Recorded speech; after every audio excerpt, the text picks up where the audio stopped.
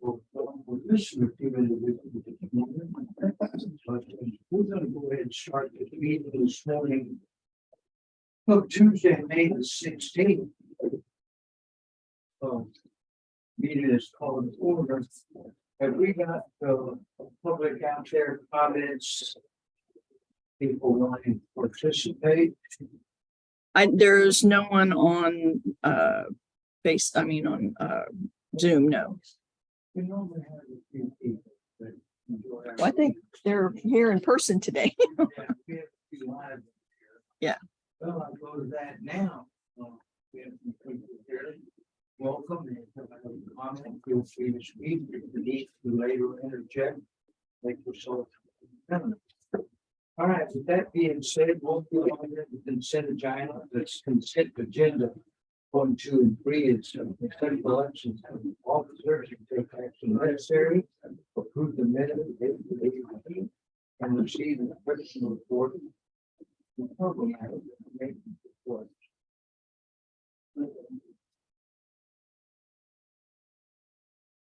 The first agenda item is consent election of officers. Conduct an election of officers if necessary. At the present time, I am the chairman and Mr. Butler is the secretary.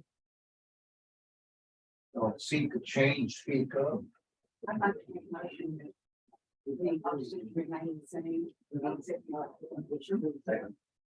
We have a motion to retain the officers and the officers as presented by acclamation. All in favor, say aye. Aye.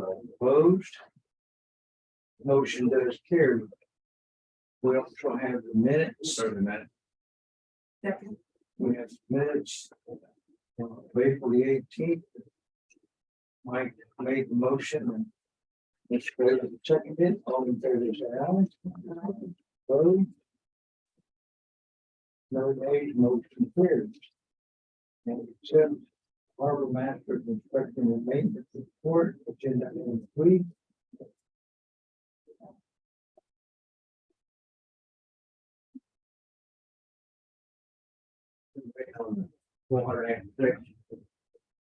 Yes.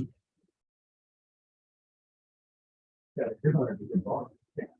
I need a motion on the harbor master concession. So the next page. Move to be accepted harbor master report.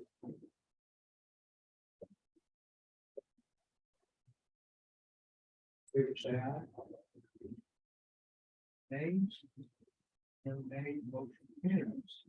We now move on to the finances. Agenda item 4, receive financial report on the court revenue fund. Services for the county report, payment report, revenue and expenditure report, balance sheet, property tax district, and law cash flow. Sue, welcome. Thank you. Beginning on page 21 are the tariff reports. Give you all a chance to glance at them. Again.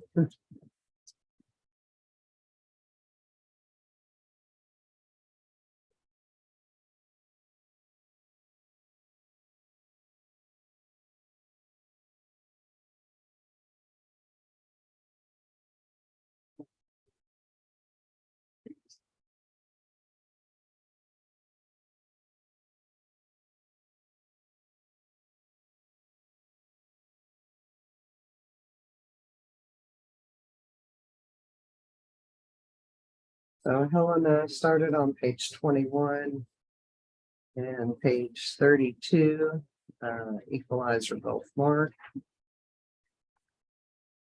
And then just after that, it's not page numbered, but it's the daily dock rental report.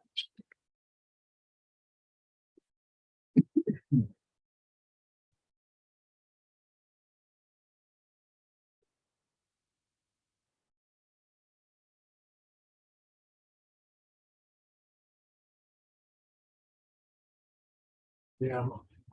It's not right here. That's where we know that. I'm sorry. what work's gonna be here and definitely we get something out.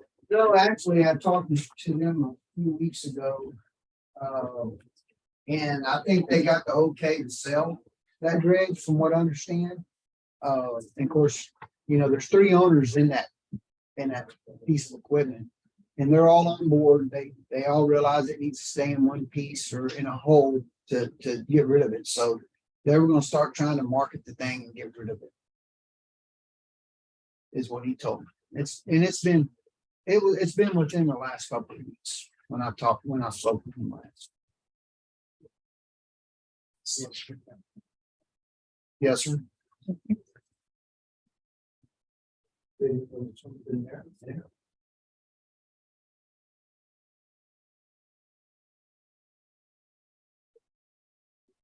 Y'all ready to move on to the agent report? On page 37.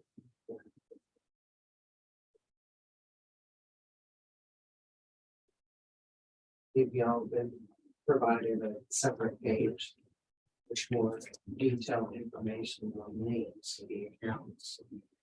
That is not page numbered.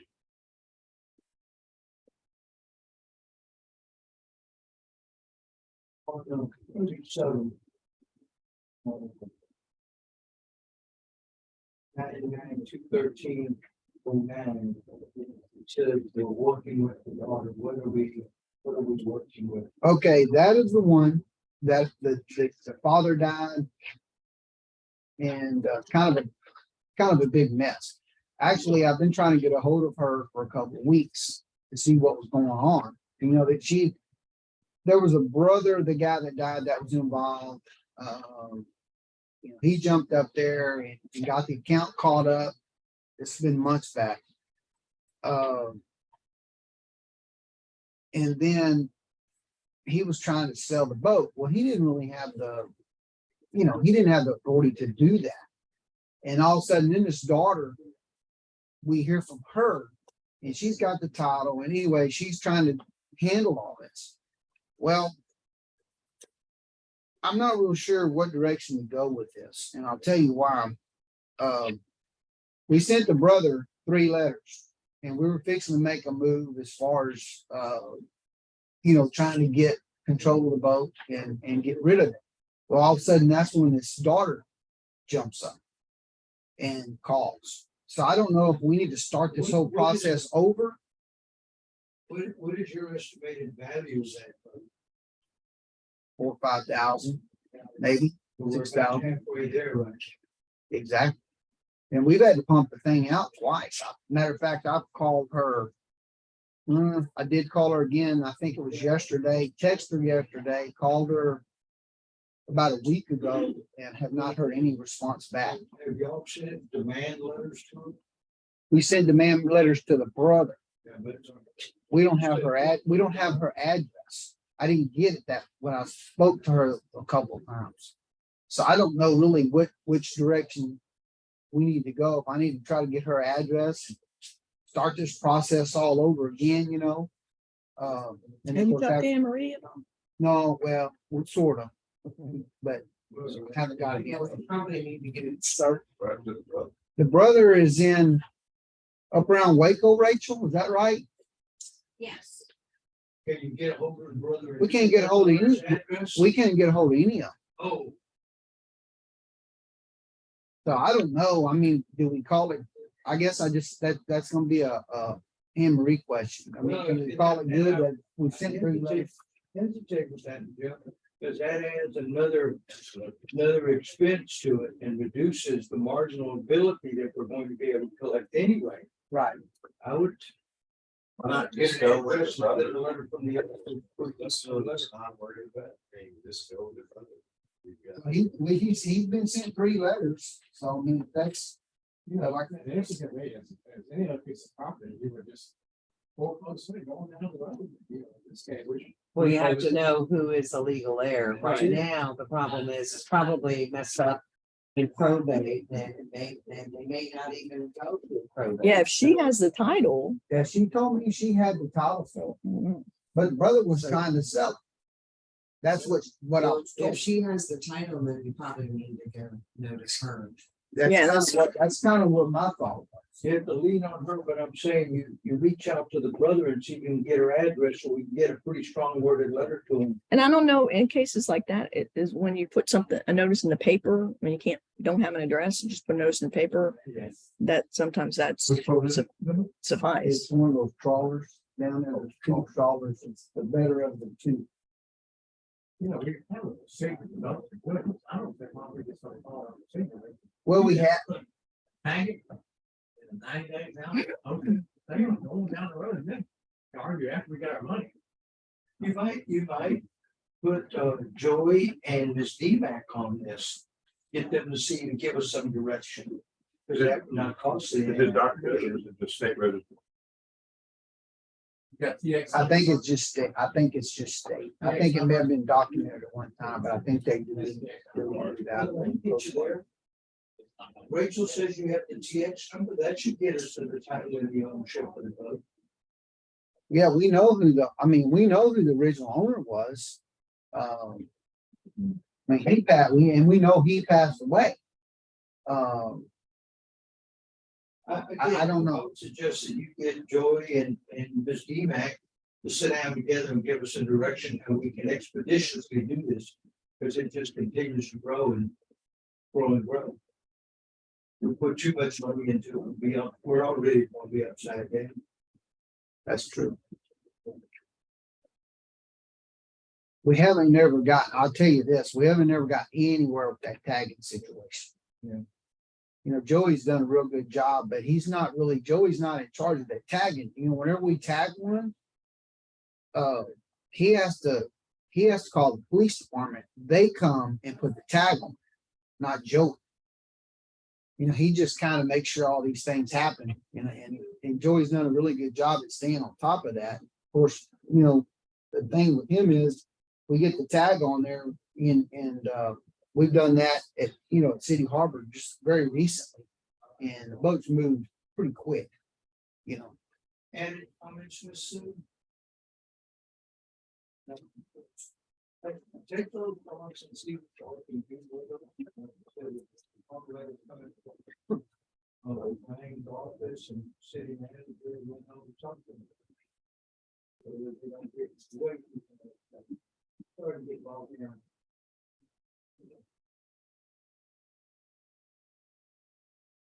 Annual report page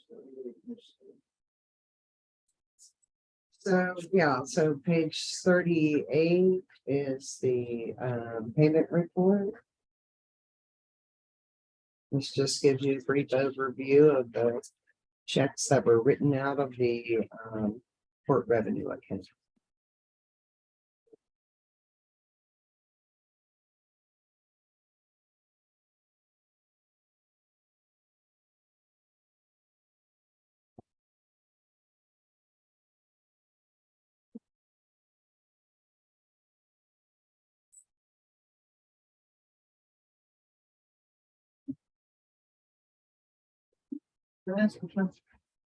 What is this?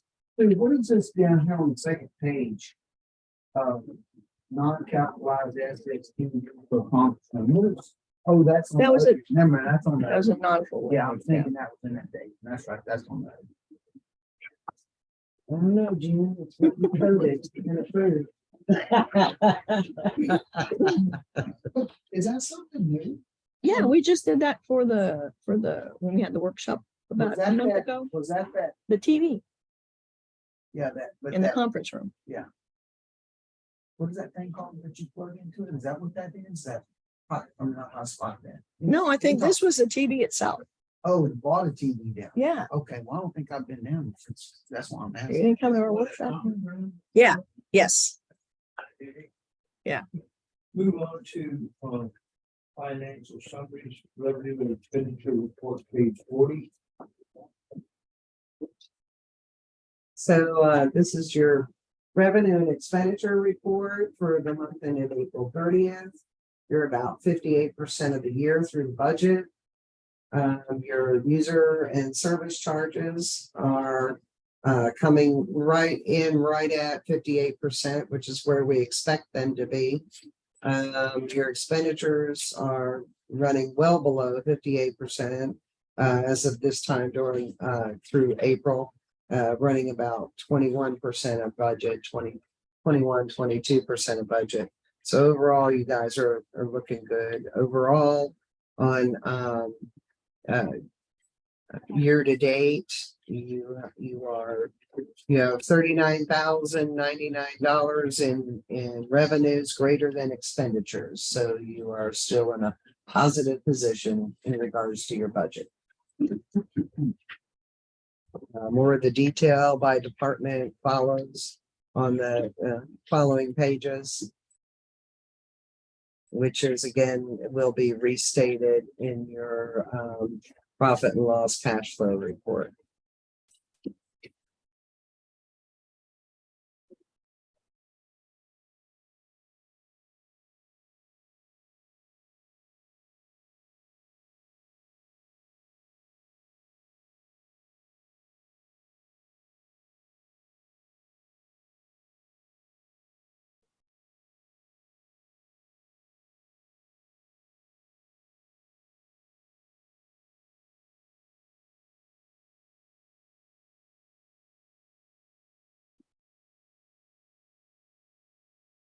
Following that, starting on page 50, you have your balance sheets for each of the various funds, essentially provided to you all to look at what your available cash is on a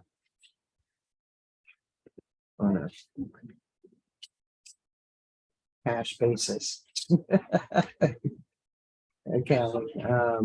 So you have 601,000 in your main operating account, the port revenue fund.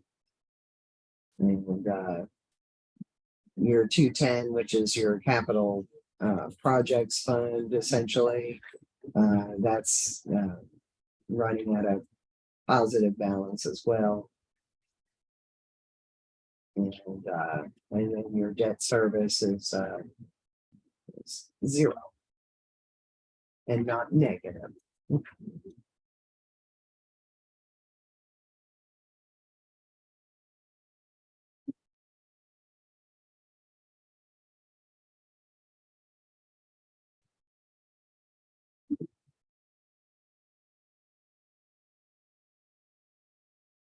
Starting on page 55 is the Port Commission snapshot report.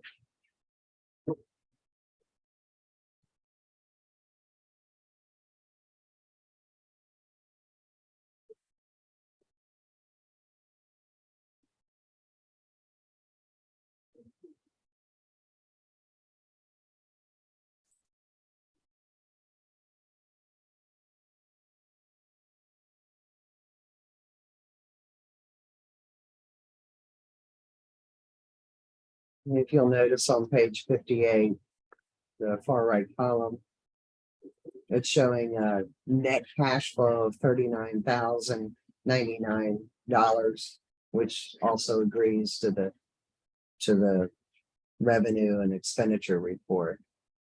That's your That big positive that we're seeing at the Harbor of Refuge, is that going to be the blood work operation?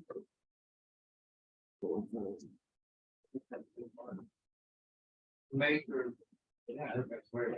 Okay. Where is that? The paper up here on the Harbor. We need not to lose sight of that, because they sell 4 notices of substantial fraud. What, 6,000 a month, something like that. Mhm. Mhm.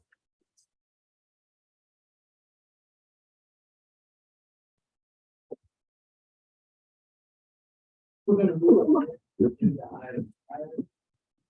Agenda item, A, renovations of nautical land, agreement breakwater. Okay, I did get an update from Matt. there was a flurry of online activity on our grant account last week. The Texas Historical Commission clearance has been uploaded. TxDOT was asking for a clearance letter from TLR, which is for ADA, and this is a breakwater. It's not going to be ADA accessible anyway, so we're not exactly sure how to respond, but Matt's has reached out to Tim Westfall, who has done several of our ADA compliance letters. He's a registered accessibility specialist, and see if he can write a letter to that effect, something just to upload into the portal for them to check a box. We did finally receive the environmental approval that we've been waiting on for Section 7 last Friday. Matt makes a comment that this tribal requirement, the Parks and Wildlife will take care of that when everything else is submitted. And so once we get this TDLR letter uploaded, we are hopeful that they'll be ready to release the project for bidding soon. But that's, we're still waiting on Parks and Wildlife to give us the clearance to bid the project. And then just submit a letter saying that we're not up to the That, yes, to that one, as far as I know, that's kind of what we're waiting on. Yeah. move on into sub-agenda B, CD meeting IT code in the project restore. In your packet is a copy of the monthly progress report that covers March and April. I did meet with them on Friday, late Friday afternoon on my way back from a conference to give me an update on where we're at. They're closing in on completion of the 30% design plans. He was going to email all that to me so I could send to you, and I didn't get it yet. I don't know if he forgot or what. This was on Friday when we talked. So as soon as I get those, I'll email that to y'all just so you can look through it if you have interest. But we're getting real close. Some of the things we talked about Friday were just some things that he'll need for the Army Corps permit.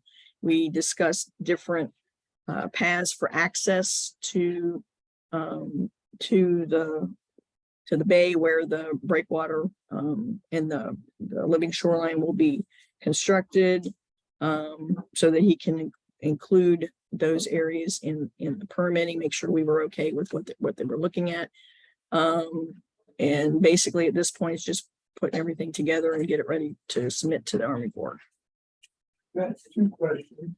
Hopefully you are including Mr. Butler in a lot of. Yeah, he came into the meeting we had, the staff meeting we had before last. This one on Friday was just kind of a last minute. They just had a couple questions to ask me to get him over a hump. But as soon as I get that information, like I said, I'll send it to everybody. Yeah, I don't. And the washout there, it's Harbor Refuge, but because it's taking so long, when they threw out this $14 billion, the cost of labor and material and production, has that discussion been brought up? Hey, we may need another 10 million to complete the project. No, I mean this is a grant, and the grant, that's all that they'll give us. And so, they're this is typical. Grant dollars are great. They take time and they take a lot of work. And so, and they're not going to give you more because their process takes a long time. You just kind of factor that into it. Right now, they haven't alerted me that there's any real concern. We don't know what things are going to cost until we actually bid it out. That helps you reduce the scope of work. Correct. Yes. That would be, if, those are the options. Once you get the bids, you either have to reduce the scope or you'd have to put your own money in. I bring that up because it may be that And we need to look at some little added self. So, self what? We have that kind of money. What's that, 30%? Well, and that's that the cost of building is just on through the roof for the past couple of 3 years. So this shoreline going all the way past the harbor refuge, Magnolia Beach is probably just in front of the fish and pier at the peninsula, you know, that kind of thing. I'm just saying we need to be aware and maybe start Sure. looking for additional added sourcing. I mean, this, right now, they haven't, I mean, once they put everything together, they'll give us another updated engineering cost, but right now they are aware of the, you know, how much money we've got. And they're just trying to keep that. Every grant they've got. Pardon? Oh, yeah. Every Everybody grant being they've got affected. the same. That's what I was talking to them about. Yeah, You know, we realize this, it's on every grant. We were did on that, it was there. So. This is all you get. Good luck, boy. Yeah, this is all you get. That we can appeal at the end to see, not to the federal government, but to the state. At Yeah, every grant. we were just discussing and the Monte Carlo project, the resilience coastline and the repairs to the harbor. And I brought up two things. One is that you be involved and she. Yeah. Jody has told us you are. The other is I was concerned about the increased cost. We have a finite amount of money. I think there's 14 million. And it's gonna have to reduce the scope, or we need to, at this time, start looking for added funding, because we're 3 years down the road. And outside of McDonald getting a paycheck, there's not a shovel been turned. Thank you for that. Sorry, I'm late. Yeah, no. Well. With that being said, let's move on to, agenda item C. Yeah, questions again. and quickly on the restored portion, that we have no update. Nothing has changed. We're still waiting on the contract. So we're still on hold with Valdridge fee. No, that's with restore. Oh, the restore. Restore, which was the second part of B. Now, as far as, yeah. Is that? we kind of lumped those into the same line item. Well, I see what you're saying, yeah. I was Yeah, up there at the but- Harbor Refuge. But there is no update. Out on the water.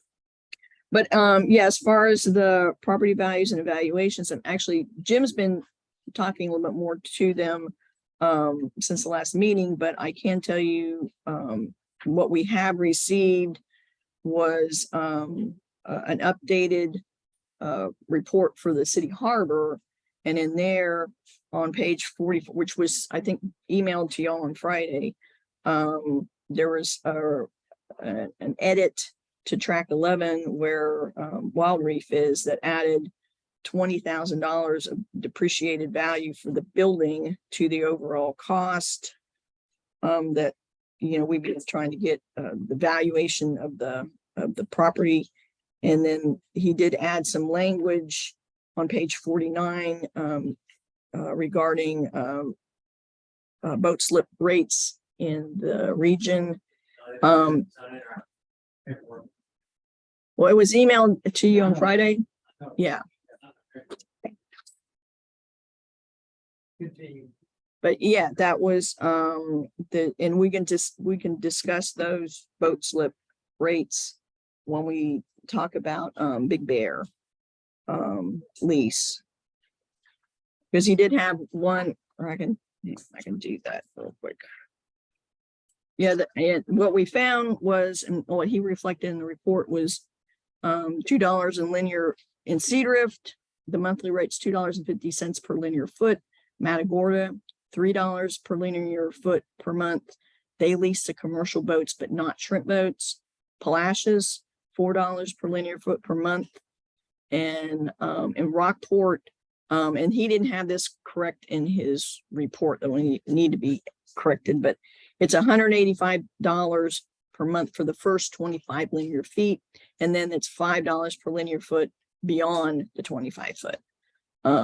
And so he made some comments in there, but they're not applicable because he was thinking it was only $185 per month.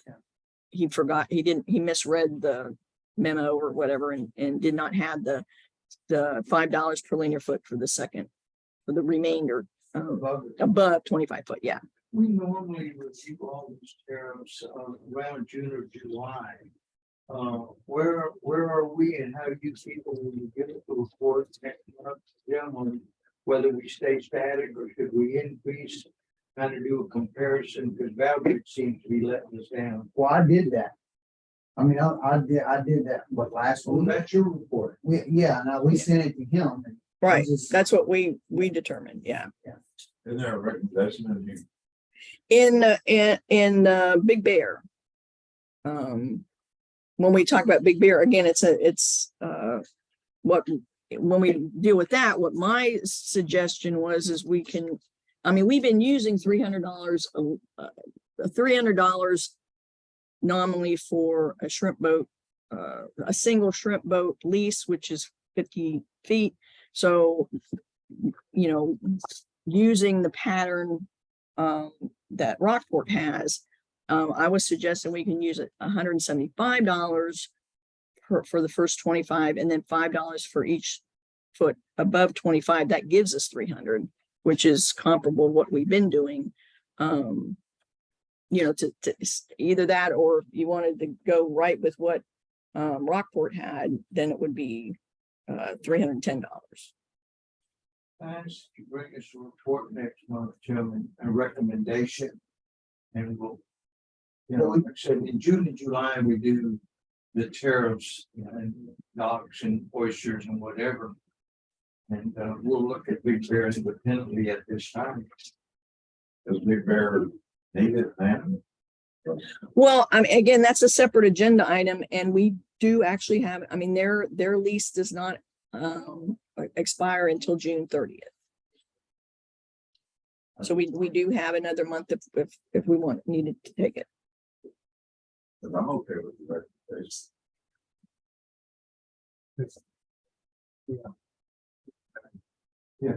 Let's move on now to agenda item 6.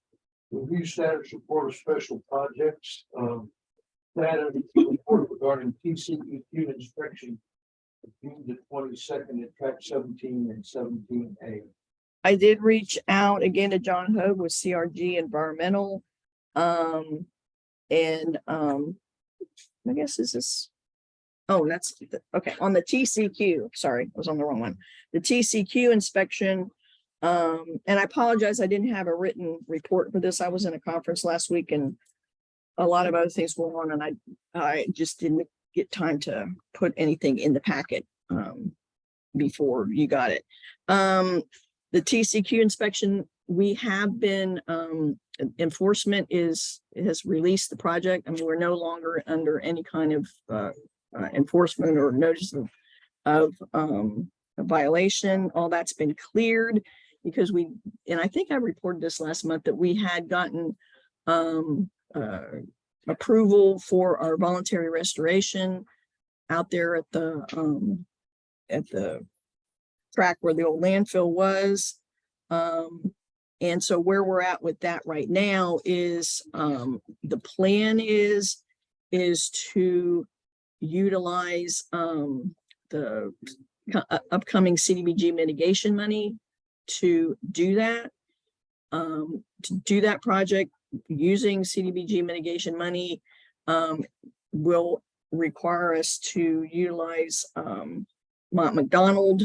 They've been the ones selected as our engineer for the CDBG mitigation projects.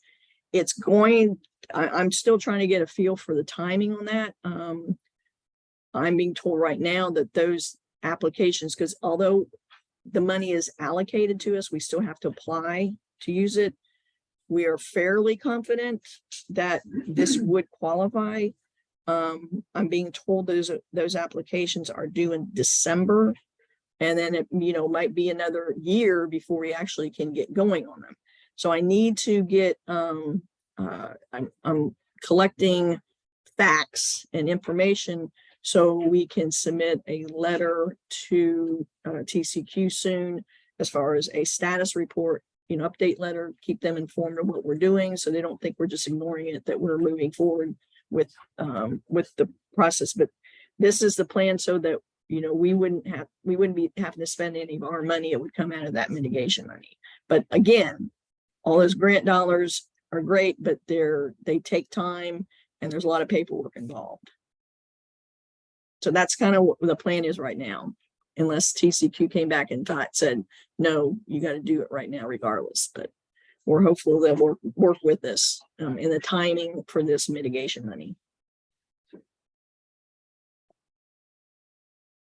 And then as far as the next one, which is the phase 2, I did reach out to John Hogue with CRG. And the last report that he had sent to TCQ, they had let him know that their deadline for responding was May 8th, but they told him they are so snowed under, they doubted they would make that. It's now the 15th or 16th, I guess, today. And we still haven't heard back, and he was going to try to reach out tomorrow to see if they had any comments on the last report that was sent up. So that's kind of still up in the air as well.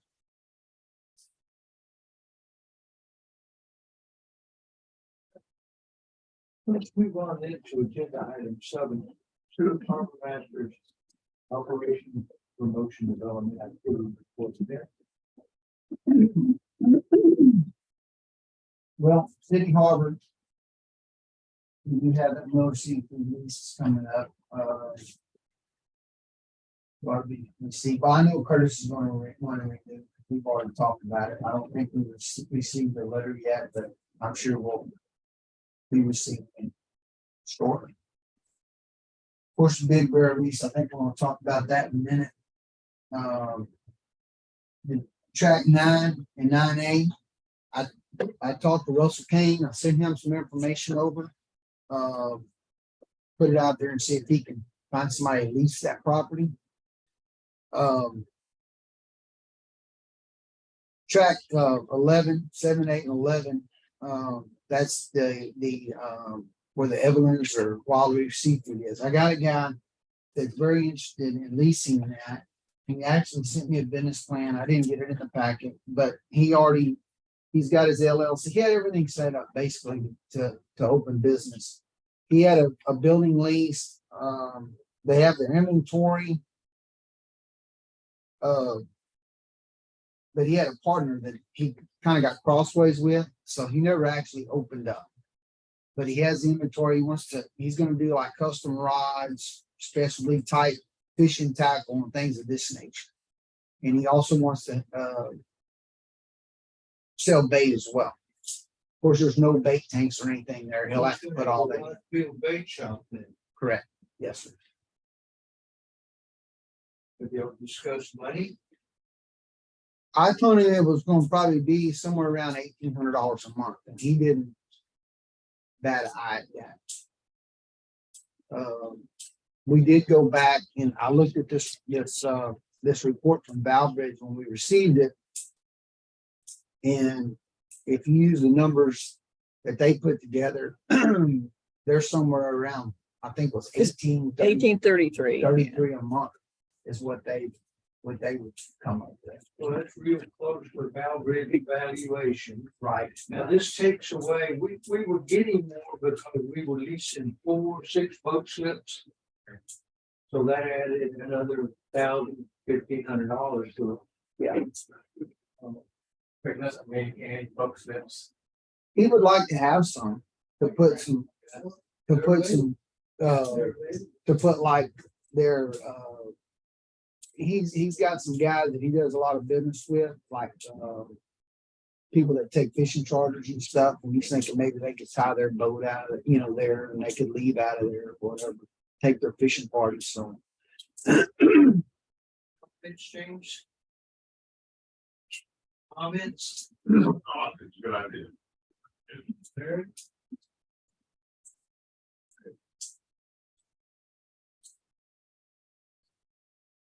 Have a motion that we pass back to go after this, the $1,800 sound reasonable plus the boat, plus the added boat slip. Bring it back to us Yeah. Okay. Sue, what do you?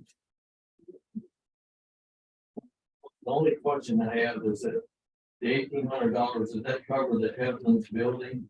Yes. Yeah. The building, it would be track 7. From what I understand, it would be, what was that, 11, Jody? Track 11? It's- Let me say it a different way. It doesn't cover any boats. Well, I mean, the way he explained it to me, because we had this conversation yesterday. I mean, and although the conversation was not on track 11 specifically, we were talking about tracks 3, 4, 5, basically the Miller's tracks. I mean, he told me that the valuation he has in here accounts for the fact that there's boat slips that you have boat slips available to whoever's renting, the land. And he was telling me that, although honestly, I mean, Evelyn, this would be different because of the building and everything. Because we had this conversation with Big Bear that do we establish a rate for the land and then add our rate for the boat slip? And he said, well, no, not really, because what he's got in here, the valuation for the land includes or takes account that there's a boat slip there. But he did, in the case with Big Bear, he did acknowledge that the land does have some value beyond access. Because that's what he's saying, generally the land that goes with these boat slips, you got to be able to get to the boat slip. So there's got to be some land that goes with the boat slip. And so, he was acknowledging that there would be some valuation for the land, but not necessarily the valuation he's showing in here would be somewhat less. Well, apart from Big Bear, I think we need to be clear in our own mind that the lease that we're talking about is just for the building. Yeah, well, this is, I mean, what we're talking about, it's for the bulkheading, the Wild Reef building, and the asphalt paving is what he's got that totals $22,000 annual rental rate. Okay. So he doesn't specifically have the boat rent. Does this include the right to put a boat there or not? I mean, I guess we can ask him that specifically because the conversation I had with him as far as tracks 3 and 4, yes, but We need to be sure we understand we're just leasing the building. And that boat bulkhead is available for some other revenue bringing project. So we need to recognize that that's the case. If it's not, we need to know that too. Yeah. well, $1,300 a month, right? yeah, I mean, 32. $1,300 a month. That's where we were at. Plus the building. There you go. And so it's not $1,400 a month, but three or four steps, whatever you got there. well, I can clarify, but again, if we're leasing track 11 with that whole area and then our lease with them would have to include some kind of a access easement for those boat slips if they were separate, because you couldn't lease a boat slip and then the people are stuck. They'd have to, get on leased property to get out. Yeah. That's my whole point. Right. This lease of the building kind of automatically includes access to boat slips. We need to be. Yeah. we need to I cover- don't think you can base one on that. That's basically what he was telling me yesterday. But again, we weren't, I mean, what he was saying generally is that you got two choices. And depending on which is the most advantageous, you're leasing per the valuation of the land, the main square footage of the land that includes access to these boat slips, or you're leasing out the boat slips that have access to this land, to get on and off for. So depending on the valuation of each, which is more advantageous to do. And so then, because I clarified with him again, as we were talking about Big Bears, I said, so I wouldn't be taking, because, he had established on average, about 22 cents per square foot. I think that's the monthly rate. I wouldn't take that for the land and then also add our full price for a boat slip. And he said, no, you wouldn't do that. And clearly the boat slip, renting it was more than just the valuation of the land, because the land was so small. But he did acknowledge, because I said, well, there, it's more than access because they've got this little operation on here. And so he said, well, yeah, you could give some evaluation. He didn't have any guidance on that. In my, preparation, recommendation to Port Commission, I just took half of the full value as a starting point for discussion. In this case, I think, it would be similar in that the land is not strictly for access because that's the operation. I would think that would be the primary, that would provide more revenue than just the boat slip, right? Unless you looked at, you'd have to have 6 boat slips to come up with the same Well, I'm valuation. Just saying, Jody, that if that's the case, we need to be clear that when he leases Evelyn's, then he automatically has to use for that waterfront. But what I'm also saying is though, that I think, and we can, visit with him again on what his thoughts were. But in my thinking is that, we should be able to, if they're going to use for specific boat slips, we might be able to get some additional revenue with that, but not the full like $300 per slip. I don't know. We'll just have to visit with him about that. Really confused, but what's gonna happen when somebody pulls a boat up there and start? No, right now, okay, right. Right. That was the as it is right now, when you lease, or how it's always been, when we lease track 11, that area, it's including the bulkhead. So yes, you're leasing use of that bulkhead. Okay. Correct. Okay. But it wasn't necessarily split into number of boat slips. I'm good on with addition. that. Just saying, let's make sure we understand we're leasing building and the water frontage for $1,800. So we've been getting 3,200. That's what I'm. I'm also gonna interject something. You're going to include the dock. Yeah. Then I would expect that we would add another $300 to that 1,800. Right. So that directly behind it, it's got access, you've got that walkway, and it's a public walkway. Okay. Where's the public one? Here and block it off. Wait, which one are we talking about? Directly behind it. Right behind. We're in a. No, that's part of the lease. There's no public. In front of his building, all that's part of the lease. Yes, the front, behind it where the dock is, there is a walkway.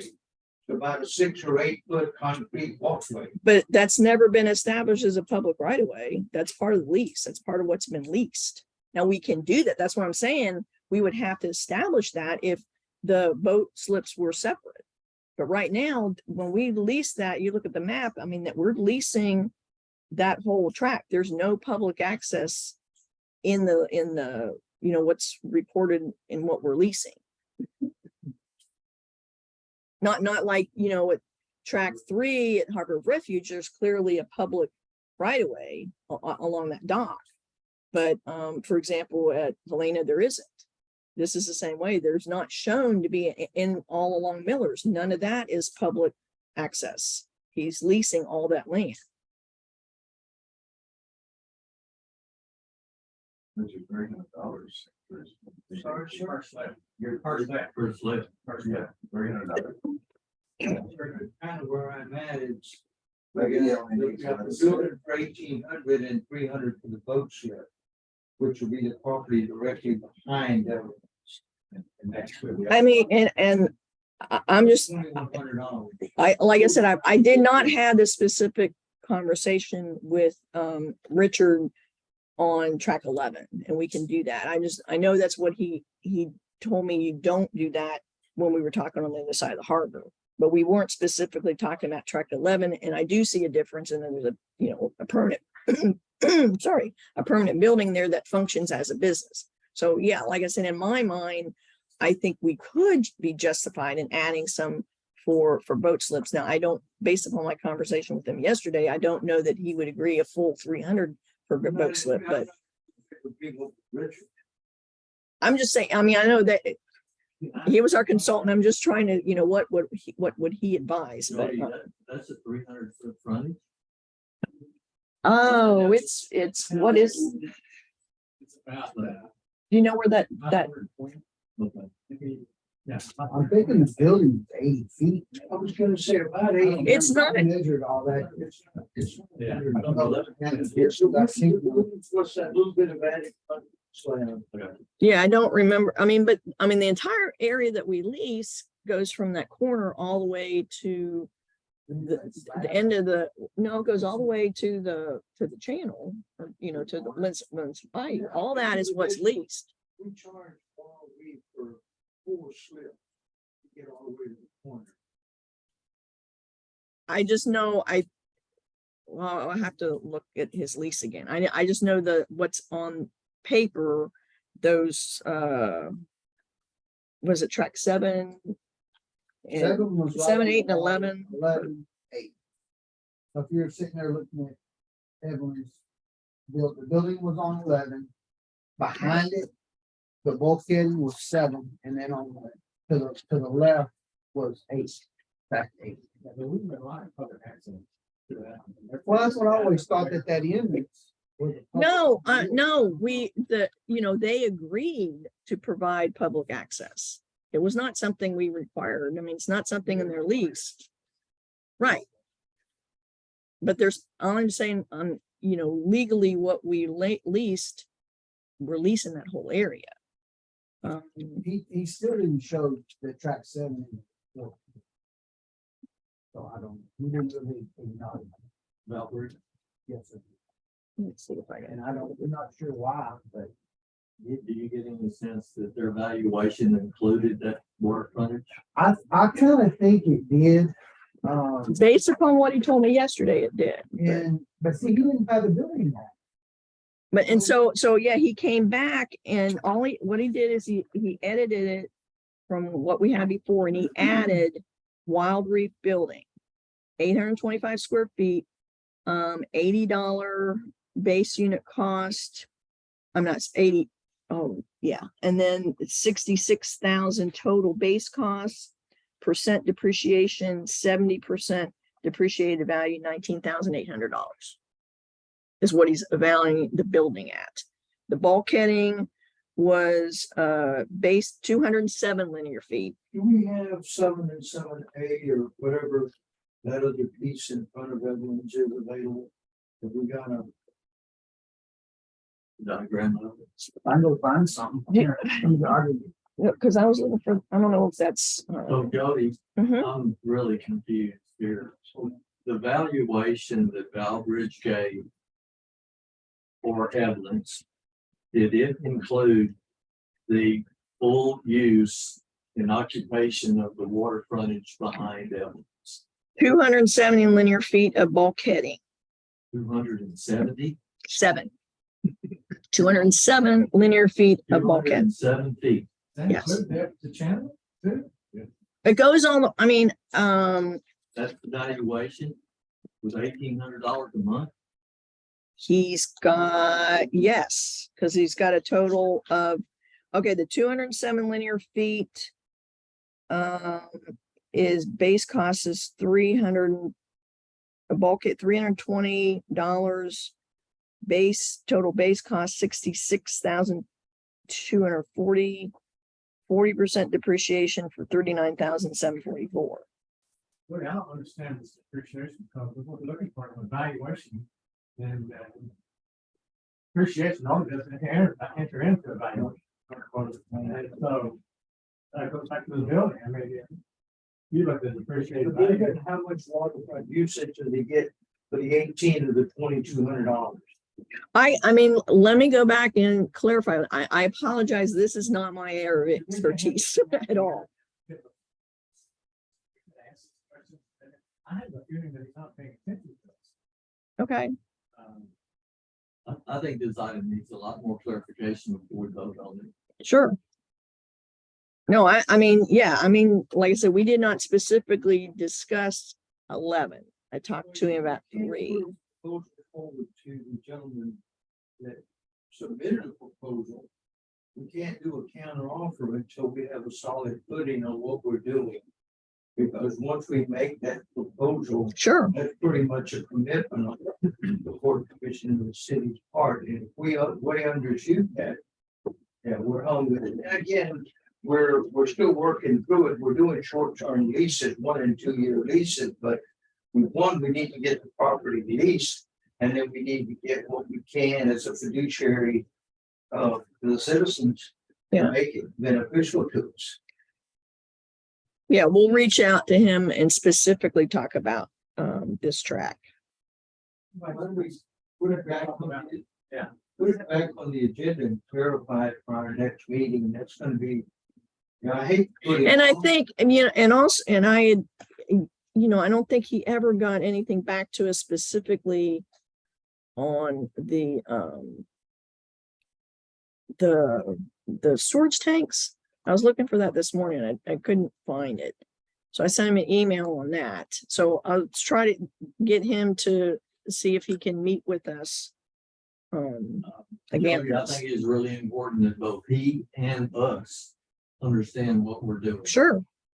Because he's like, who knows what he's thinking about the water frontage. Well, like I said, I did clarify with him regarding track 3 and 4, what Miller's Park. We did not talk specifically about track 11.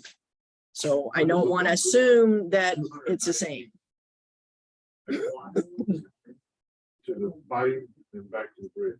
Yeah, he's saying he's got 207 here. Yes. That was the $30 we're getting from Walgreens, because we did lease from the point back, I think we like 4 slips, something like that. I would say 3, I couldn't afford. Anyway. I couldn't find the big. I don't know what I was looking for yesterday too. So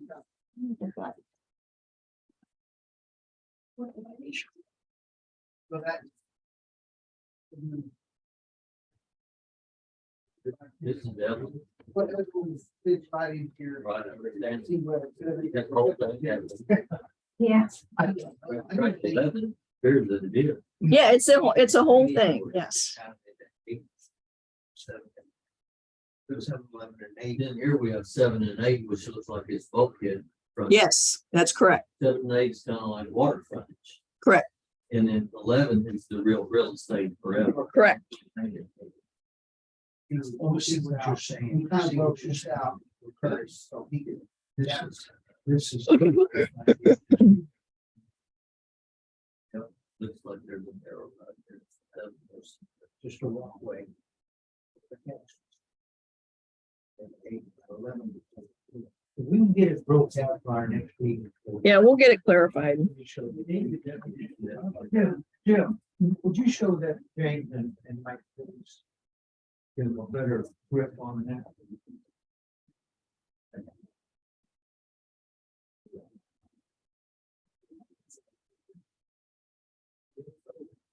Put that on our agenda for the next meeting, so we can have the maps and clear understanding. For we. On both sides. The other thing is, we are not on. Very much the time now. No. Want it reserved. Correct. It shows 8. Maybe like that first one. Well, all I can tell you is that it was not part of the lease, my understanding, because we approached Wild Reef about allowing people to fish and they agreed. It wasn't like something that was dictated. I didn't hear. I'll have to look back at their lease, but I don't remember there was anything requiring that. There was somebody while we put that in. Yeah, I think they were overstepping. But we can certainly include that in the lease if that, that would be a condition that, and maybe we want to limit that and create a public area. Look at. I mean, this is an all new lease. Bring it back to us. If you will. Okay. We're gonna move on. Okay. Okay, number 5. All right, go ahead, John. Okay, of course, I put the old boom out. We talked about it the last meeting. I had a guy down there out of Houston with the Ames Company. He came and looked at this for me as far as running that CCTV up that pipe at the storm drain. Try to determine where this oil possibly might be coming from. We have another company. I'm waiting for some pricing from them. They're at, I think, at Corpus Christi, I believe. But Wayne also had some stuff that he wanted done while they were down here, so. But no, While they're down here, can you look at the railroad? The railroad.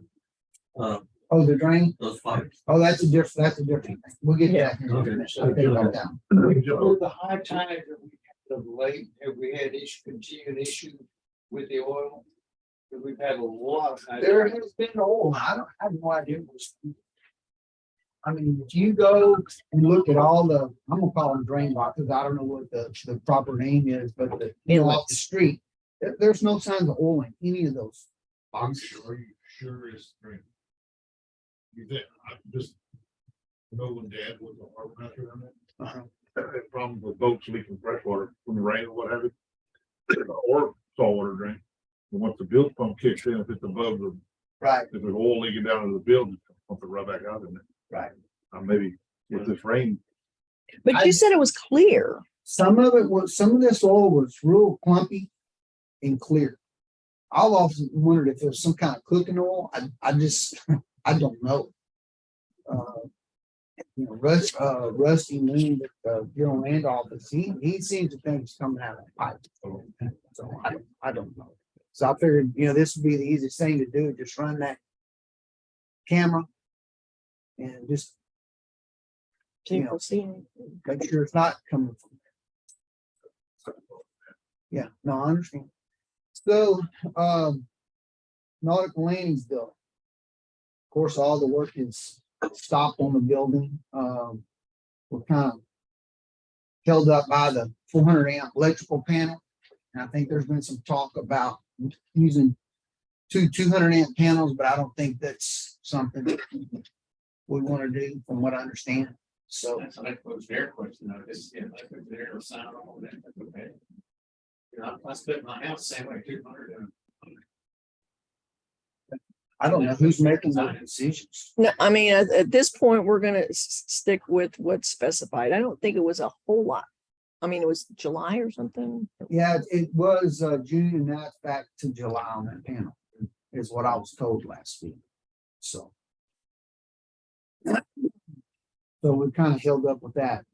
The marina, Nautical Landing's marina, the boat, that Estes boat sank last week during that big rain event at night. So that's something I got to deal with.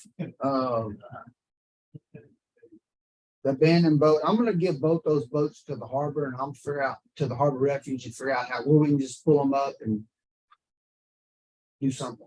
I don't know, just get them out of it. The Horizon Environmental people, they've been there 17 times since the last meeting. I have Smith Harbor, I have contracted Barefoot Construction. They're gonna clean up the piles at Refuge Harbor, at the City Harbor. I think it was $3,600, something like that. They're gonna get rid of them. They're gonna clean them up and make them a little more presentable. Yes. And we're gonna kind of start that and then all this rain, so we're held up there a little bit. Big money, little money. 3,600, I think it was. I know it was 30 something, 35, 3,600, I believe. 15,000. Yeah. The Harbor Refuge, of course, we're not hauling any dirt, fill dirt at the time. We're pretty much, I gotta get something done with the existing dirt that we hauled in. I mean, we have it stacked up everywhere. Of course, there's some issues with, Wet to get out there. well, yeah, no, it's too wet at the moment. But we gotta try to figure out kind of where we're gonna put it, because of the low areas that are considered wetlands and the brush pile, I mean, all that's kind of, we gotta figure something out there. I just don't know. Matt was gonna try to help me with it. I don't know where he's at. I haven't talked to him about the. Yeah, he'll get with It'll you. be summer in a few more days. It's amazing. Yeah. Yeah. It's Christmas, yes. So on four, they're still cleaning and moving some, awful slow. I don't know, Jody, did they ever send you a letter? They did it. They did. And I asked him to send Jody a letter stating when they were gonna be off that property. So I'll get back on that, make sure we get something in writing with the date. They're both, Yes, the bridge that they're working on, they're tied up. Against the bulkhead. What's the deal on that sort of revenue to the city? well, nothing at the moment. I'm not sure how we're gonna handle all that, because it's on the outside of the other dredge. Dollars per foot. Which one's On the that? outside? Well, it's, Well, is it on the outside of that other dredge? It's not really on the outside of it. There's like a port barge and there's a space between, Is it outside the Bloodworth one? yes. So it's They another just one? moved it there. Who- I just looked who? there. They're actually in front of that Bloodworth dredge. Yeah. They're occupying probably 100+ feet of bulkhead. Okay, so right now they're not paying dock charges because they don't have access to dock. But now if they're using that, then they would be paying, Yeah. they would need to pay the dock Charge, charge. Jody. Well, that's what I'm saying. If they are, then we need to charge the dock charge. And we'll get money out. I just Yeah. hadn't had Okay. time to deal with all that. at the Yeah, moment. we need two letters, and one is to demand that Encore respond Yeah. to the cleanup. And the other is to reach out to this barge and say, oh, by the way, you owe us money daily, just like we're doing the other. Well, now, wait, back up. I mean, are we saying a daily charge, or, if Bloodworth wasn't there, they would be paying a dock charge, which is less than a daily rate. Like 1,300. How much was it? I mean, I guess it would be up to them. I mean, because it was a full monthly dock charge. They're not being charged that because they didn't have access to the dock. But if they are using the dock, then, I mean, I guess, On a daily basis, and it should be, yeah. So it should be a daily rate. okay, well, let me Unless they work ask you, something out with you for a monthly rate. The Bloodworth dredge has nothing to do with this. Yeah. well, wait. If Bloodworth was not there, then our lease agreement with them provides that they pay the dock rate, not a daily rate, a monthly dock Oh, I rate. see. I see what you're And saying. that, all I'm saying, that's not fair. Yes. Correct. So in my mind, I mean, I don't know, if it's only one day or so, it might be in their advantage to do the daily rate, but Yeah. I don't think it's fair if we force them to do a daily rate. Right. Yes. So, I mean, but yes, if they're using it now, even albeit not as they would prefer, then we need to go back and charge the dock rate. Yeah. You're correct. Bring it to the table. So let's see. Got that. Number 3. We did number 3 under the Harbor Refuge. We did get track 3 cleaned up. We had Axis. Think her proposal was 7,500, and Mark looked at it barefoot and he did it for 67 or 6,600, I believe. And they hauled off all those old, all those old timbers, all the oil containers. They got rid of all the stuff. We did consolidate the oil that was there, and we got it to the collection site at the marina. But he took the containers, the whole shoot match. He was, yeah, he was like 66 or 67. Oh, yeah, no, they did a super jam up job. They actually took stuff that would they probably, Yeah. This is track 3. there was Yes, a bunch of junk that was left there. That picture, Christie, which was that pitched in here. Yeah. yeah, it was track 3, stuff that had been left. There was a bunch of junk there, a bunch of, those 300. Lift is in there, right? Yeah, but Encore was gonna use it. They're gonna cut the pontoons off and put some kind of skid on it, where they can drag it They're around. gonna use those pontoons and the Yeah. crane and all that stuff. Yeah, well, the crane belongs to somebody else. The crane belongs to an old man out of Homer that bought it during some of this way auction stuff. And I don't know what kind of arrangement he has made with Encore on letting it sit there, but Okay. yeah.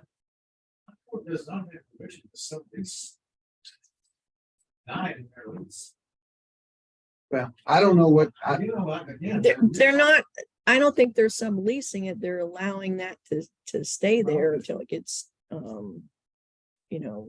belong to them, though. right. So. Are we denying? Well, and it's not, I mean, it's not their problem. I mean, it was left, I mean, they would like it gone. right, they would like it. I mean, we could have not leased it to them.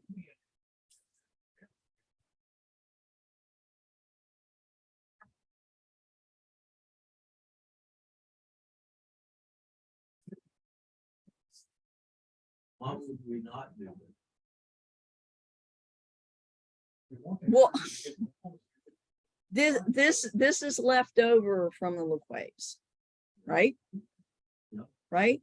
Yes. And so we, Giving them time to sort it out. the LaQuay, I mean, it's been sold. They agreed to let this guy, I mean, it's a huge, big piece of equipment. I don't know. I mean, if anything, we would, I guess, I didn't realize that we wanted that to hold up the lease of track 3. So that would have been our option. We would not have, Encore wouldn't be there. We would not be leasing track 3 and getting anything for it until this, I guess we'd go to court. Yeah, and then we're just we're trying to work with people. Encore doesn't have a problem with it. Let's work with this guy to work to get it out of there. It's, I mean, I don't know, when was the last time you talked to the guy? We can try to It's been a couple. get back on that and try to, pressure him. Yeah, we really need this off. I mean, it's not something don't want it there long term either. If necessary, then we as a city would send the homeless people letters and, cease and desist and move. Well, we will charge you, I mean, the last conversation I had with Encore is it's not in their way. They're working with them to get it out, but I don't know the details, but we will look into that. Bottom line is, if it's gone, we wouldn't get more money. Correct. Yeah. So they were getting the money for it. Yeah. So back to. And Encore was willing to go ahead and take it as is, and work and allow them to leave it there until we can, like I said, it's not a truck, it's a huge piece of equipment. Yeah, correct. Okay, we got track 3 cleaned up. Okay. The rail spur, I actually got 2 different people that are looking at the drain pipes under the rail spur. And I'm gonna talk about that before we talk about this Diamond Cave thing.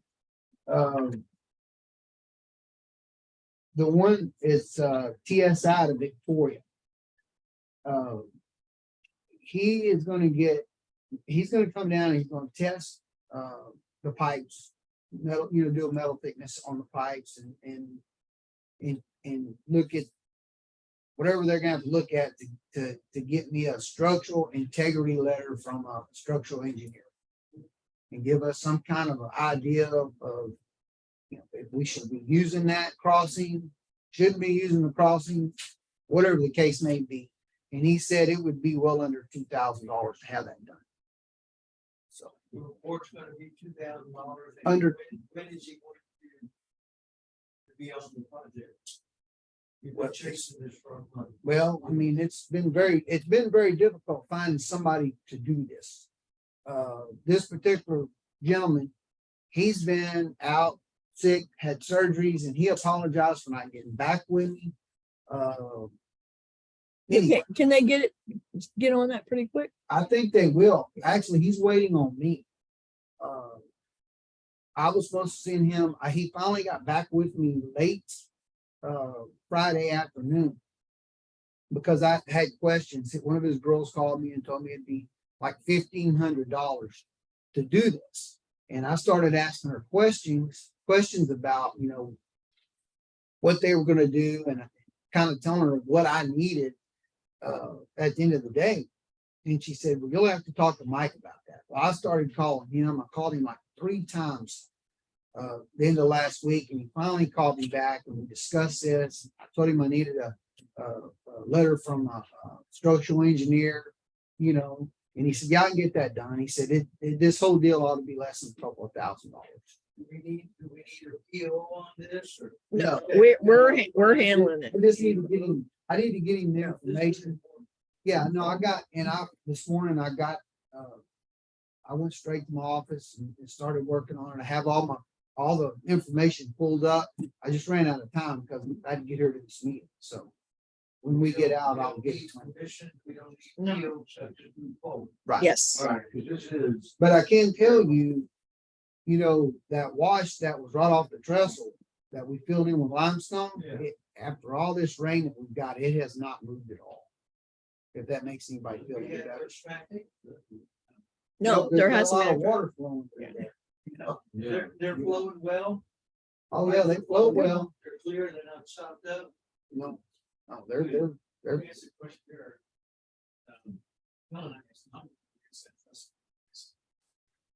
Well, right now they don't have any, well, they're not going, they're not going to use it until we have some determination from structural engineering. Or November, yeah. So we got time.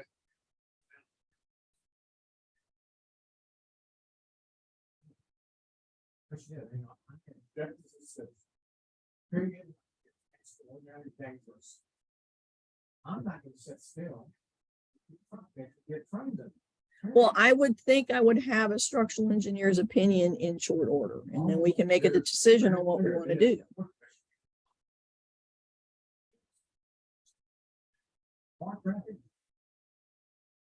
The other thing is, I think the discussion needs to be had.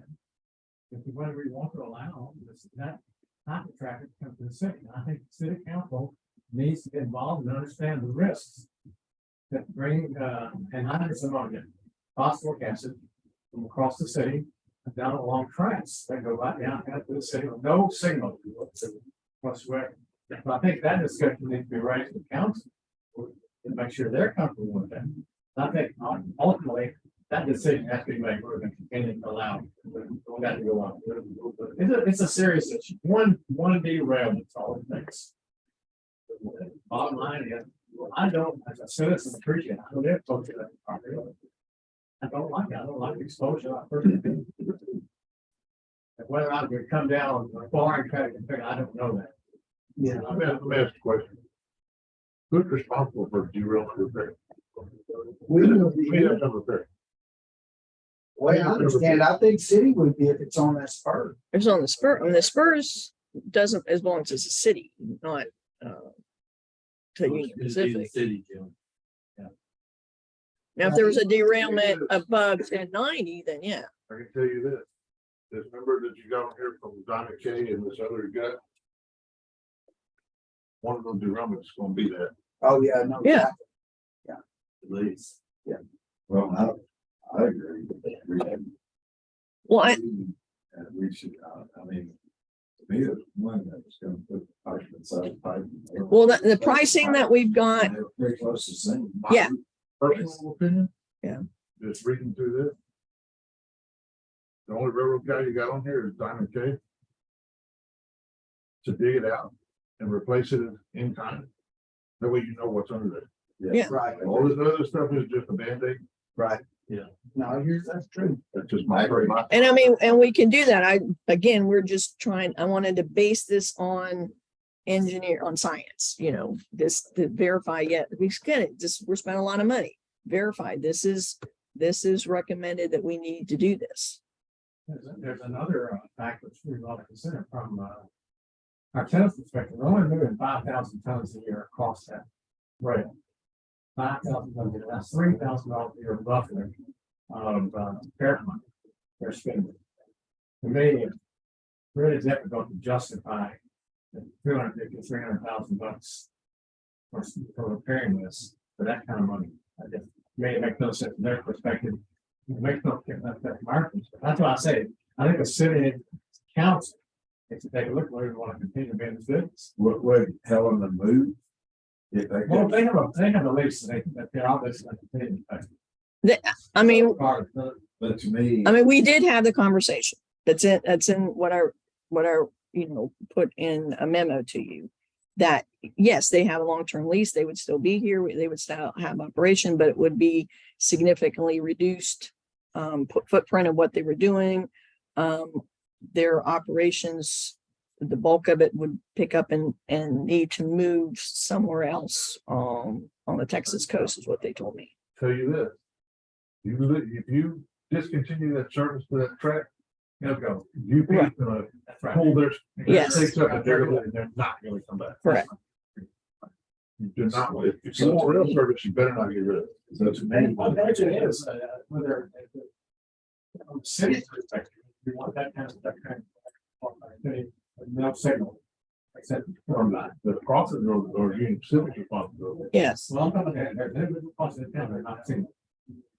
About 4 That's miles. the highway standard that they follow. I don't know. I understand that, but that's from a state perspective. That's I mean, the city, like you said, the council could make an ordinance to require it if we cross it. They could, but like I said, I think the council, it appears to me, and this is a decision, that each one of their districts, sometimes it's the whole thing. So they have to take a look at it from a safety perspective, but they want to do it. And I agree, once we shut it down, it's gone. I think I mentioned this in maybe the last meeting. Flash is really wishing they would have never let that track leave over there. I mean. And I don't know. I mean, I know it's expensive, but once it's gone, it'll never come back and nobody's gonna spend the money to put it back in. That amenity and take the plant facility that we, envision around Harbor Refuge is just exponentially required. We have been hamstrung. Mike mentioned we're only getting $4,000 or $5,000 revenue. City council shut us down. We were charging good money and wanted to escalate the railroad track. City council said, no, you can't do that. Okay, but now city council is faced with servicing a $200,000 to $300,000 crossing, which is imperative that we have the railroad track. It's imperative we fix that crossing. Now it'll be back to council to increase the rates of the railroad so that we can justify those expenditures. It's not on us. We made that effort, 2 years ago, 3 years ago, and we got shot down. Now we're trying to do what we can for the citizens of Port Lavaca. But we don't have the final authority. That's city council. Correct. Mike mentioned the crossing. The city council has the authority to reach out to Union Pacific and say, hey, we need a crossing, a light, a bar, or something. But again, those are beyond us. We have the spur. We can't service it ourselves at this time, but it is imperative, I think, that we do address it, which we are going to. I understand that. But we need to service that immediately, if not soon. Okay, get those studies done and move forward with this project. I'll look Again, not at all removing the railroad tracks. Have you looked for these DOT grants? for that, for what? Well, that open to me because of Well, I can tell you, I know that even this mitigation grant probably would qualify. It's just timing. A grant, there's no way we would be able to do anything anytime soon. element is paying some part of it. I mean, I'll be honest with you. I mean, you know what, in my conversation with them, I mean, they're clearly for them to pick up and move and relocate is going to cost money. So there is a number in there that's worth to them to pitch in so they don't have to do all that. Right. I don't know what that number is, and they're you know, they're thinking about it, looking at that, but bottom line, we need to figure out exactly what we're doing, how much it's going to cost, and then I feel confident they're going to participate in some manner. It may not be as much as we would like, but you know, again, we'll negotiate that. But yes, In order to truncate this discussion a little bit, or to make it briefer. It's pretty clear that we need to get this information to the council. Yeah. It is highly critical for the survival of the port and safety of the city. And in those terms, Jody, you've heard enough this morning that you could probably accurately portray that to council. The other thing I think we should probably do is go out there and physically block that rail so that it's apparent that that is not to be used. I don't know how we do that, but with it just sitting there wide open and no physical obstruction to keep somebody from getting on it, I think we should do that and be sure it's not used. You talking about as far as rail traffic? Yes. The only one that's gonna be is Union Pacific.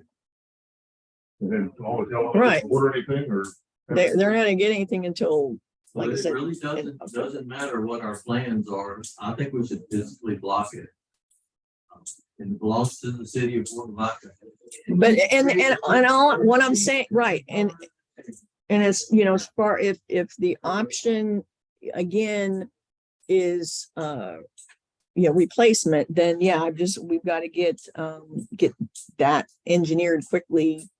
And yeah, because I don't think unless we went with, you know, like a, you know, purchasing contractor, we need to get it bid and We've got time to awarded. do that. We do, yeah. I think the main critical is, we want to be on the track.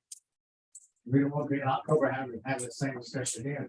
Not finished. And No, I mean, council is ultimately the one that's gonna make a decision. and councils, they got the same memo you did, kind of bring them up to date on what we're dealing with, the memo you got, same one they've got. So, and I think we've expressed our passion about it though. Yeah. To individual council members. Yeah. I mean, I intend to follow up with my new council member. To encourage him to. But I would hope you guys would agree that we're gonna spend that kind of money. We need to be able to have, it would be in our benefit to have a structural engineer's determination that yes, this is what we need to be doing, not just our, yeah, yes, right. Expeditions. I Right. don't think I mean, it's, But you need to bring power to the table. I had a meeting with them. Those kind of things don't bother me. You simply move into that property tomorrow. I mean, I met with them last week. So, I don't think it's that big. I mean, to actually make that repair, I don't think it's that big a deal. You know, you go in there and unbolt the track, lift it out of the way. yeah, I mean, and I agree. I mean, if it costs about the same to put brand new pipe in there, that'd be the thing to do. The pipes are about $70,000, I know. you know? We got two folks here. Yeah. Yeah. 150, so it's gonna be. Well, and those were just estimates, remember? Yeah.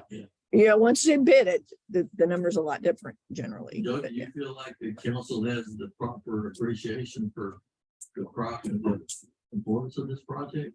Well, I mean, and that's why we need and for us just to say it, and we need a study to be able to look at it and an independent person saying, yeah, this, Confident this study will occur before next meeting, so that. I mean, we'll Be ready to take action. I would hope so. Council meeting, if this is on the agenda item, to implore the council to move forward as expeditiously as possible. Right. It is important and paramount. I don't know. The only problem with, because when I talked to Mike last week, I think one of the issues here is there's a tidal flow. And I said, you know, the pipes on different elevations.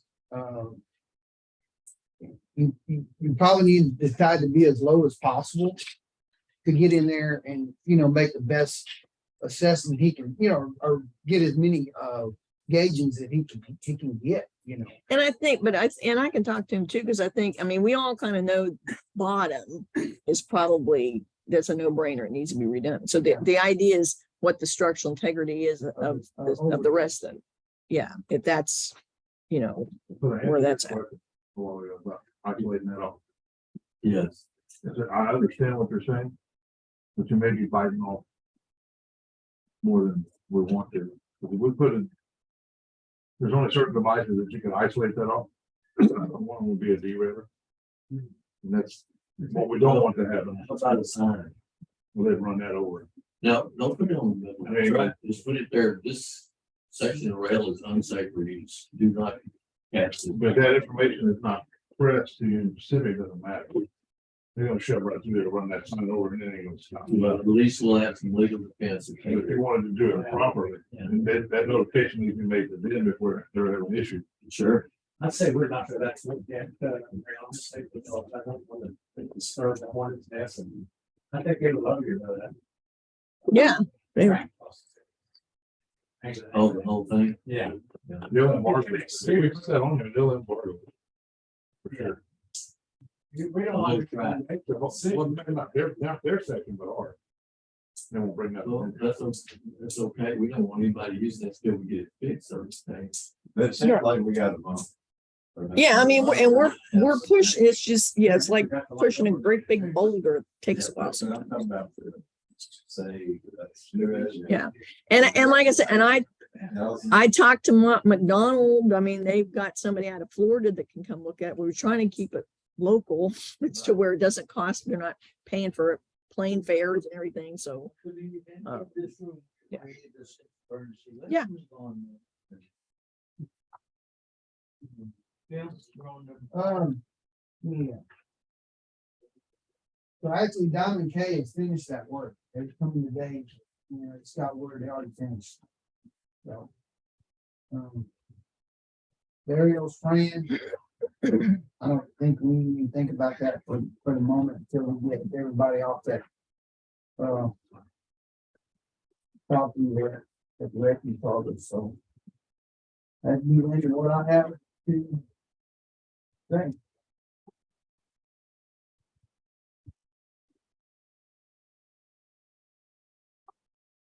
All right, move on to the agenda item eight. Community script with the city, part of the fact, City Harbor one with the just claim to take care of the city. Really? You know, we had initial discussion about this lease at last meeting, and the comment was to revisit after we get some more information about boat slip rates and elsewhere in our region. Again, Jim was able to determine that Seadrift was at $2.50 over linear foot, Matagorda $3, Flashes $4, and Rockport had $185 for the first 25 feet and $5 per linear foot beyond 25. I did speak to, like I said before, I did speak to Mr. Yonder, and he confirmed that the 22 cents per square foot of land average for the tracts that Miller is currently leasing does take into account the joining boat slips. In other words, we would not be charging additional for the boat slips along these tracks. He did acknowledge that there's some value in the 923 square foot land that's included in this boat slip to Big Bear, in addition to just access. So he agreed that assigning some value to it in addition to the lease amount for the boat slip itself would be justified. So my suggestion was, based upon what we've been doing in the past, which was $300 a month for a 50-foot boat slip, if we establish 175 for the first 25 feet, $5 for each foot after 25 feet, that gets us to that 300, which is what we've been generally doing, except as you recall, we have offered a discount if we've had two or more slips, which were $2.50 a slip, which we did with Poor Boy.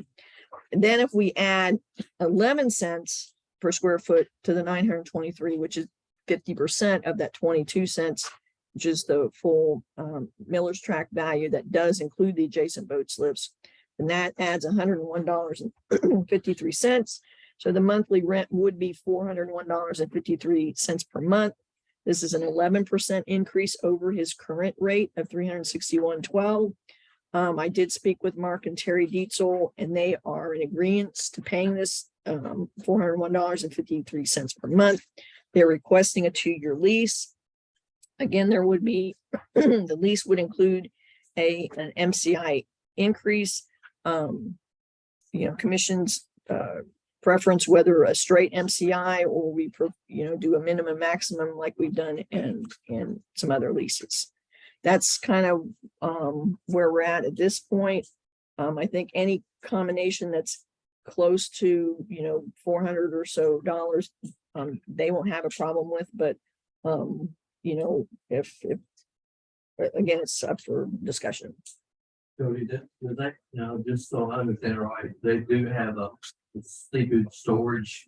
They've got material equipment in that building. Yes.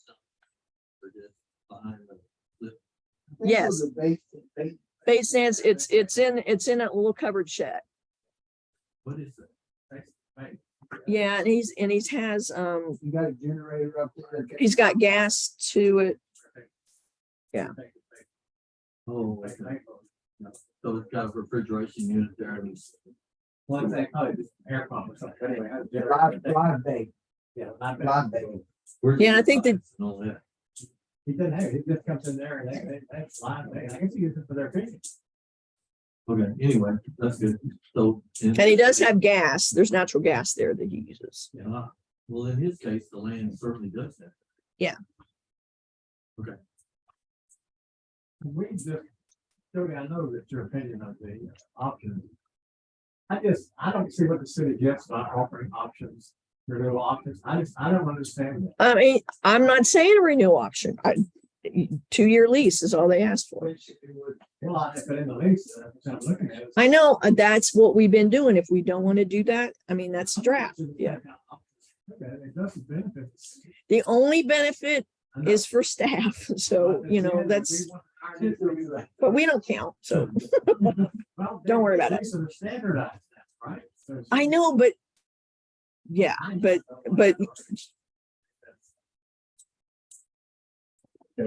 We have a motion. I saw move. Second. I have a motion and second that we accept the Big Bear lease as presented to us with the terms as recommended by Jody. All in favor, say aye. Aye. Opposed? Motion carries.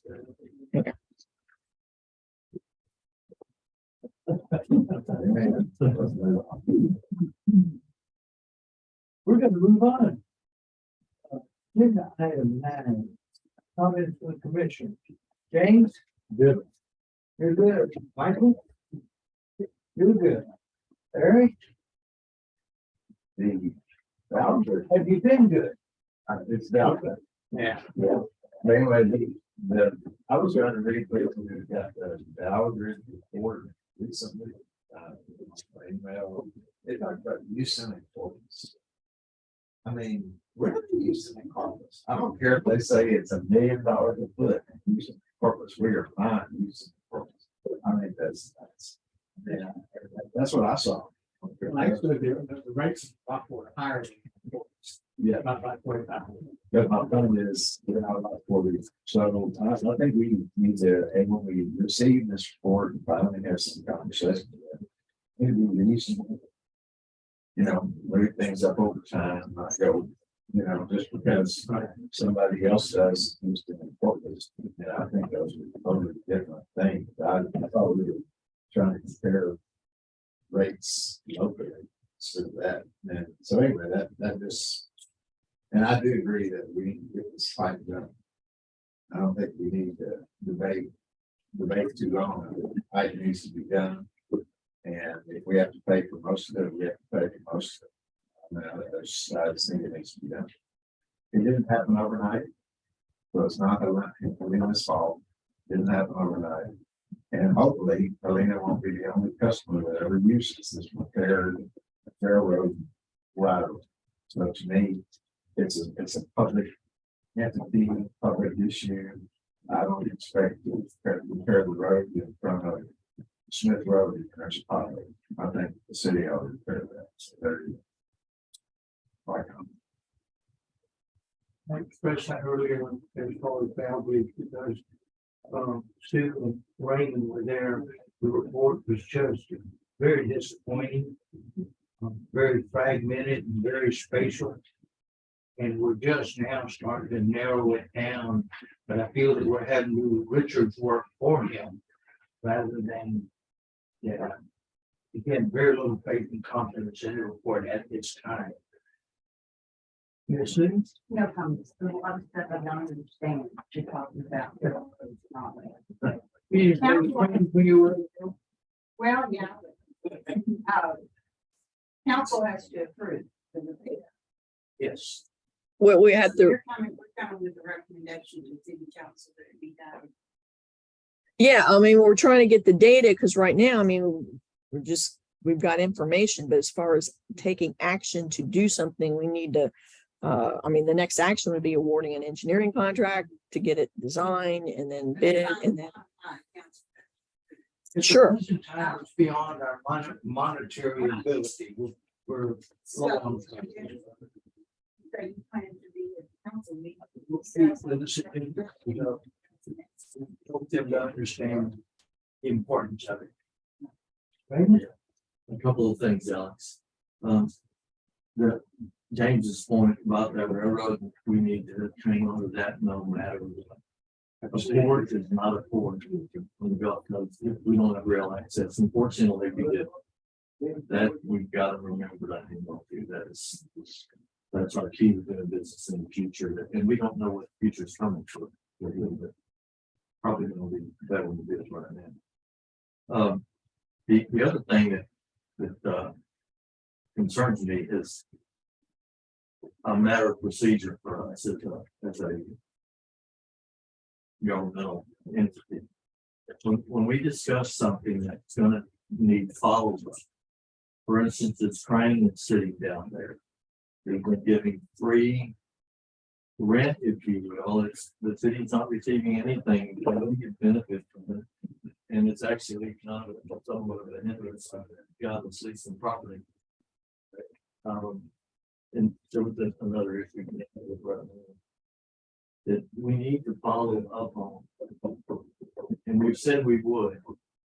And I hope that someone is hanging on to these items so that in our next meeting, maybe we just have a double check to make sure that, hey, we talked about the crane. Did we talk about the, what was the other item we're going to go back and study? You know, that word The barge. The barge. The barge. The barge. We asked Jody for several items. One was the barge. One was. What, Encore? yeah, right. Removal of that. That's right. Yeah. Yeah, the drill, getting something worked out with him. But those kinds of issues, do we have a way of being comfortable that we're gonna go back and revisit those? As a secretary, I don't think you would make those things down. Hey, There you go. honestly, I've tried this, my past two visits on Port Council was to have like a. And Rachel's pretty good about calculating Hanging things. over, make sure we don't lose. I will take that under advisement. It'll be very brief, but I just send it out to all of you. Okay. Sounds good. Now, otherwise, I think things are, we did very well, and I'm pleased with the way we're going. Thank you for your report out. And then I just need to apologize to everybody because I've gone on and on and on. There's some things that are real important. And hopefully, everyone here carries that message forward to the citizens and the city and the county that makes these things happen. I'll entertain a motion to adjourn. So, man. Second motion to adjourn. Thank you. Butler seconded. All in favor, say aye. Aye. Opposed? No nays, motion carried. Thank y'all. We get to go to lunch.